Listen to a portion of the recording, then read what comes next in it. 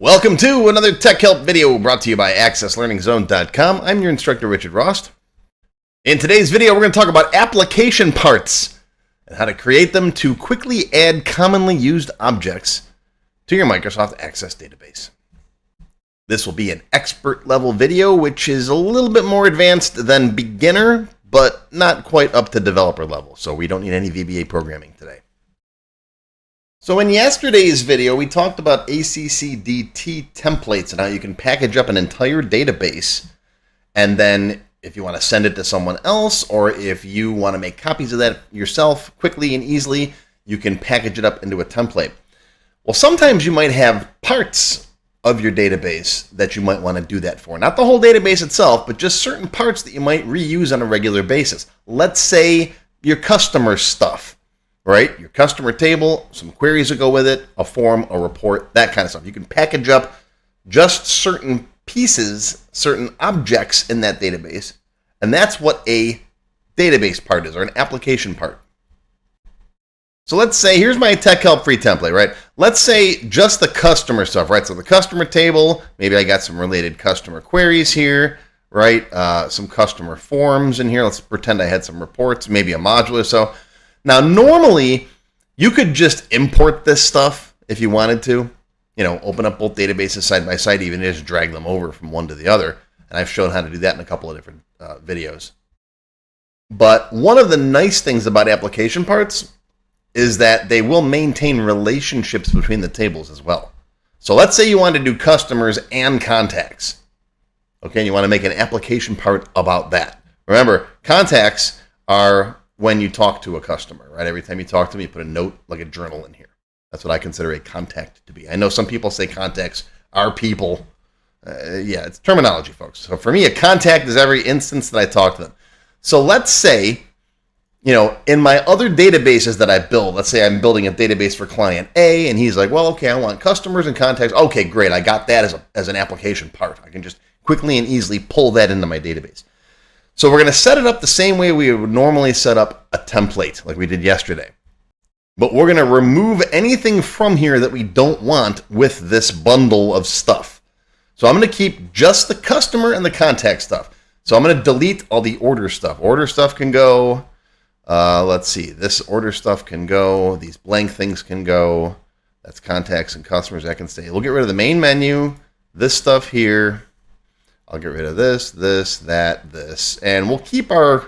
No, I'm going to get rid of the global module, because usually in an application part, you've already got that in the database itself. You just want to pull in the stuff you want that are related to customers and contacts. Obviously, if you've got customer or contact related code that you always use, like, you know, verify email address or something like that, and it's not in your global module, you could have a module that you do bring in. But I'm going to get rid of all these objects. Okay? So that's just the stuff I'm keeping. That's just the stuff related to customers and contacts. Okay? Okay, now, in this particular database, I don't think I have any relationships set up because it's my training database, and I put the relationships in here when I'm covering relationships, but normally I don't use relationships myself. Very, very rarely do I ever use database level relationships, and I explain why in my relationships video. So if you want to hear more about it, or you need to learn about relationships yourself, go watch this video. I'll put a link to it down below. So let's set up a relationship real quick. I'll go to Database Tools, Relationships. I'm going to bring in customers and contacts, and I'll make a relationship between the customer ID to that one there. We'll do referential integrity and cascade delete related records, which is dangerous, but just for demonstration purposes, we'll do that. Save it, close it. And now we're going to save this as a template. So just like we did yesterday, File, Save As, make a template, Save As. All right, this guy pops up. Let's call this Rick's Customers and Contacts App Part, or whatever. Description goes there. User templates is fine. If you want an icon and a preview, all that, that's fine. Now, down here, we're going to check application part. Okay? Once you do that, you can set up this thing here called a primary table. I never use this, to be honest. When you import this stuff into your database, it'll ask you, it'll try to help you create relationships between the other tables based on your primary table, because usually application parts, there's a primary table like the customer table. Personally, I find this whole process confusing.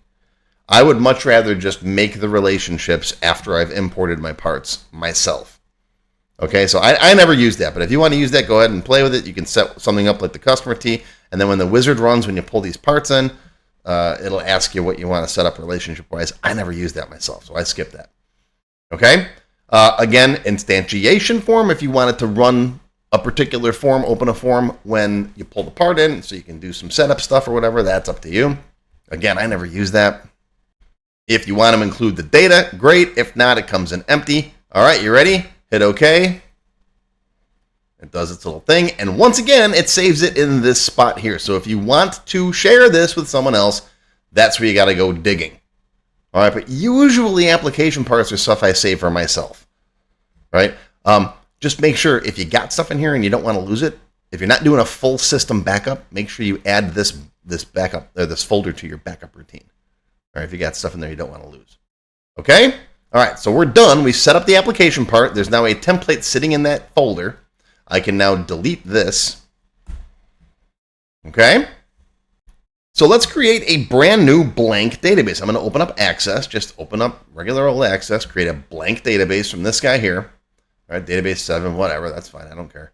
All right, here I am in a blank database, and I can tell it's a new blank database, and I hate it because it's got tabbed interface on instead of the overlapping windows. Everyone always asks me about that. If they just come across one of my videos and it's the first video they watch, they always ask, why do you not have the tabs across here? And I've got, because I like overlapping windows. I like this old school design, right? Where each form is a window, each report's a window. That's my preference. If you want to set it up yourself, there you go. But anyways, okay, let's pretend, you're building your database. You got a couple tables set up. You got a couple fields set up. That's fine. Save changes, yes. All right, I got table 1 in here. Whatever other objects you've built in this database. And then you say to yourself, oh, you know what? I kind of need some customers and contacts stuff added to this database. So, I got an application part already set up for that. I can just pull that stuff in.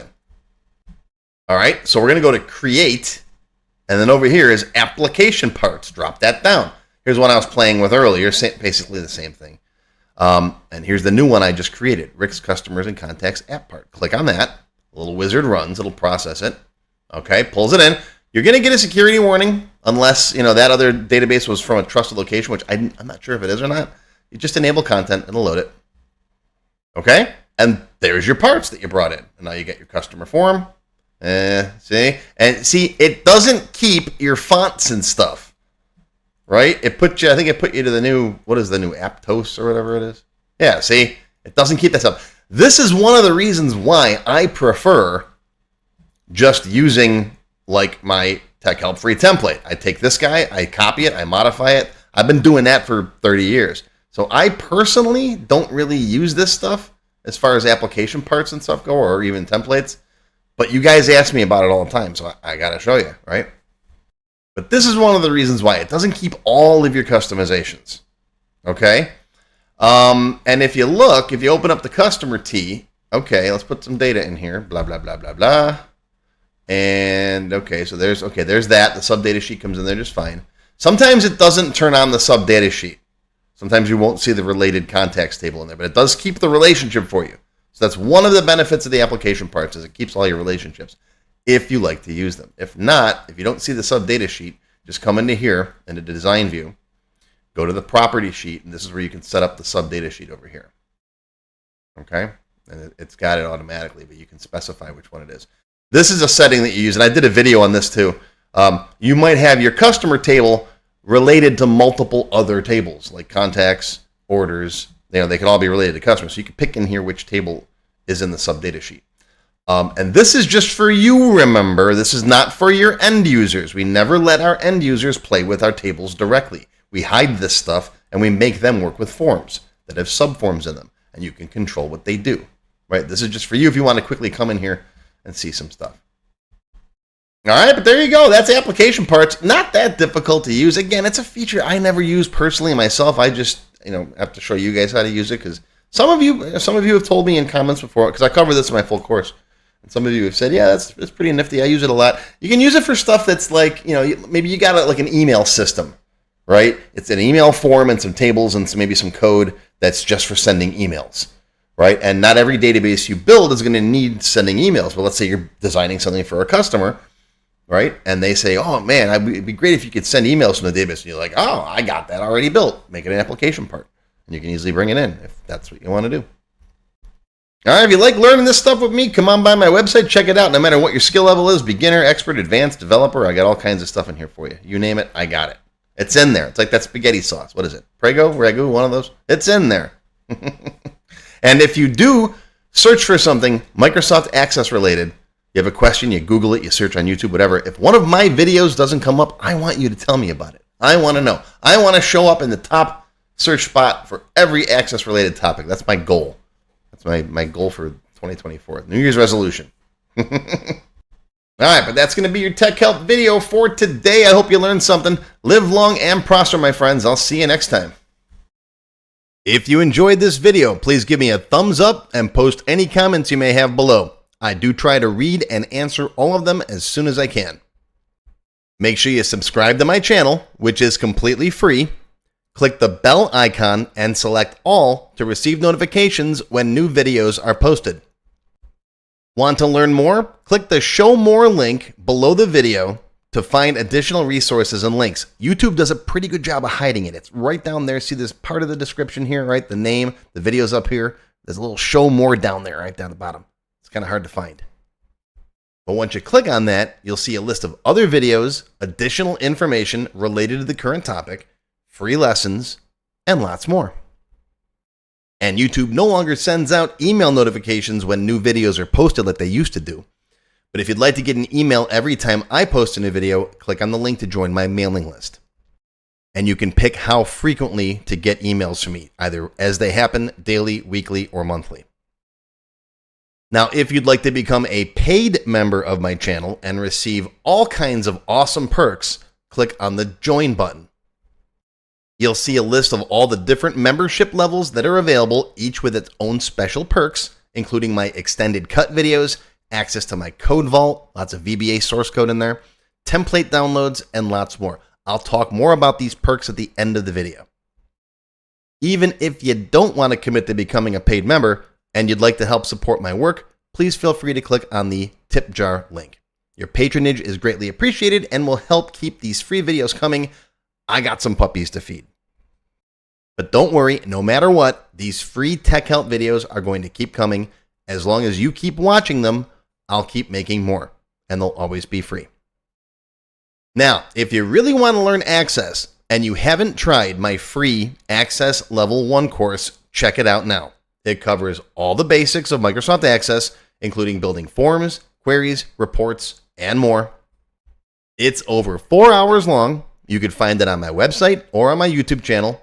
I'll put a link down below you can click on. And did I mention it's completely free? The whole thing, free, 4 hours. Go watch it. And okay, a lot of you have told me that you don't have time to sit through a 4-hour course. So I do now have a quicker Microsoft Access for Beginners video that covers all the basics faster in about 30 minutes. And no, I didn't just put the video on fast forward. But I'll put a link to this down below as well. Now, if you like level 1, level 2 is just $1. That's it, $1. And that's another whole 90-minute course. Level 2 is also free for paid members of any level, including supporters. So if you're a member, go watch level 2. It's free.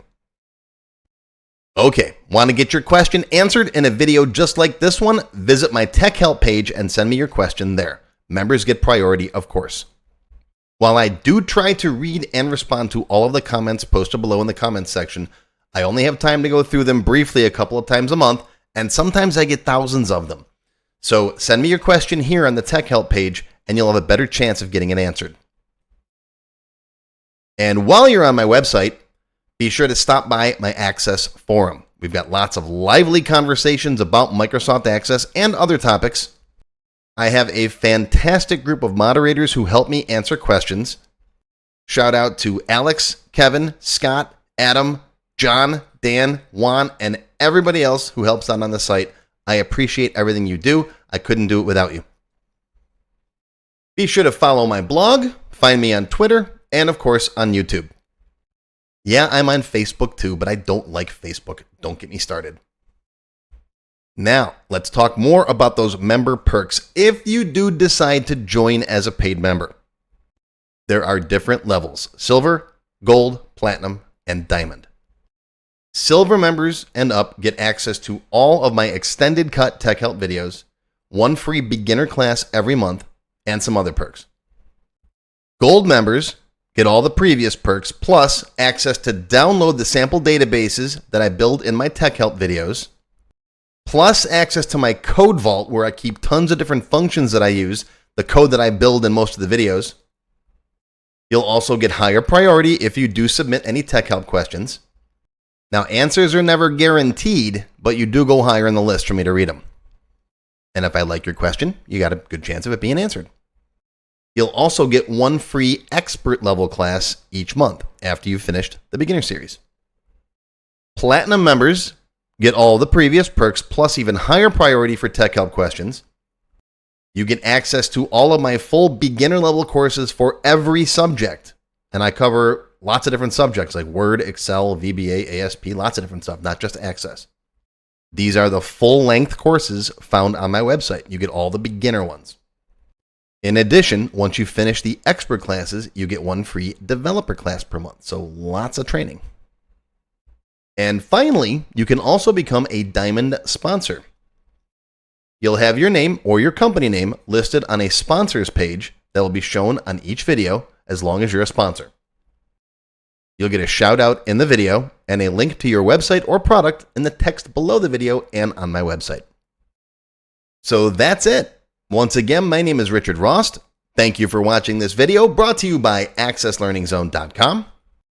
I hope you enjoyed. I hope you learned something today.